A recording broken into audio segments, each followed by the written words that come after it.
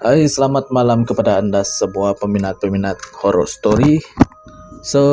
Pada malam hari ini kita akan membaca kisah yang dikongsikan kepada saya dari seorang peminat yang bernama Alex. Tanpa basa-basi, mari kita dengar cerita dari Alex. Hai, aku Alex. Aku biasa dipanggil Lex. Di sini aku mau bercerita tentang sesuatu yang tak mungkin aku lupain sampai kapanpun. Waktu itu aku di kelas 1 SMP, di mana kelas segitu harus sudah bisa tidur sendiri atau tanpa ditemani orang tua, kakak maupun adik. Waktu itu tepatnya nggak tahu hari apa, yang pasti tahun 2007. Dan yang aku ingat, baru 3 hari pisah untuk tidur sendiri. Yang dinama kamar aku itu berada paling belakang. Dan by the way, letak rumahku itu kedua paling pojok. Kiri dan belakang rumahnya dikelilingi pohon awi, yaitu pohon bambu. Dan di depan rumah ada kuburan keluarga. Yang dari letak rumahku saja sudah menunjukkan sisi kehororannya. Next, kamar tidurku berada di paling belakang dan kamar orang tuaku pula berada di paling depan. Kamar itu cukup luas untuk aku sendiri, apalagi dengan kasur yang cukup besar.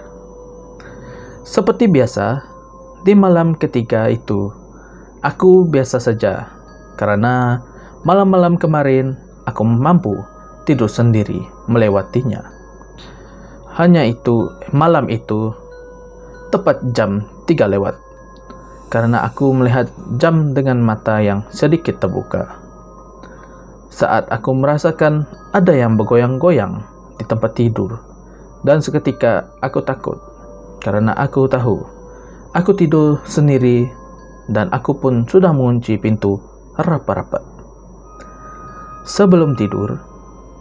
Dan ketika aku lihat dengan mata yang sedikit terbuka itu, karena aku takut untuk membuka mata, ternyata ada 2 orang anak kecil, cewek cowok, yang postur tubuhnya seperti anak kelas 1 SD. Dan waktu itu adikku hanya 1 cowok, itu pun di kelas 5 SD.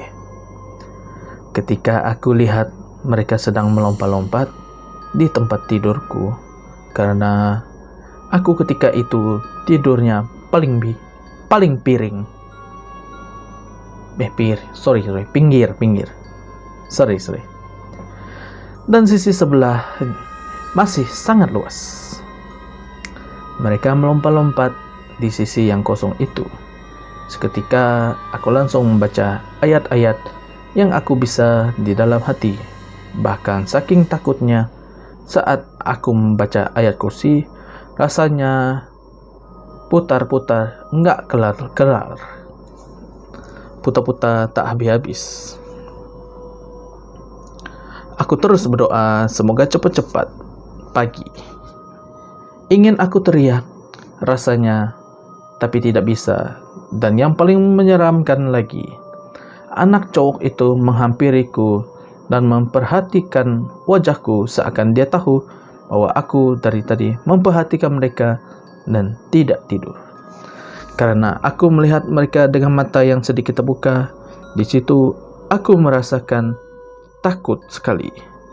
Yang aku takutkan, dia mencekik leherku. Yang aku ingat sampai saat ini, anak kecil wanita itu berambut kerinting dan anak lelaki itu berambut yang tingginya 1 centin. Dan tak lama azan subuh pun terdengar. Seketika mereka tak ada Dan saat itu aku langsung bangun lalu keluar kamar memanggil orang tuaku. Dan sejak saat itu, aku takut untuk tidur sendiri sampai aku lulus SMK. Dan sekarang saat aku sudah bekerja, aku beranikan diri untuk tidur sendiri. Walaupun aku tahu rasa takut itu masih ada dan mereka masih selalu memperhatikan aku. Karena yang aku tahu, aku bisa merasakan kehadiran mereka di sisiku. Entah aku punya indera keenam atau apa, yang jelas aku bisa merasakan kehadiran mereka. Dan alhamdulillah, nggak sampai lihat wujud aslinya yang menyeramkan. Hanya bayangan atau wujud yang lain. Tapi tetap saja walaupun sering mengalami hal-hal yang berbau mistis, rasa takut itu pasti ada. Terima kasih yang sudah membaca ceritaku. Next, aku akan cerita lagi pengalaman-pengalaman yang pernah aku alami. Terima kasih Wilson, dan terima kasih kepada Anda yang sudi mendengar cerita yang telah dikongsikan kepada saya.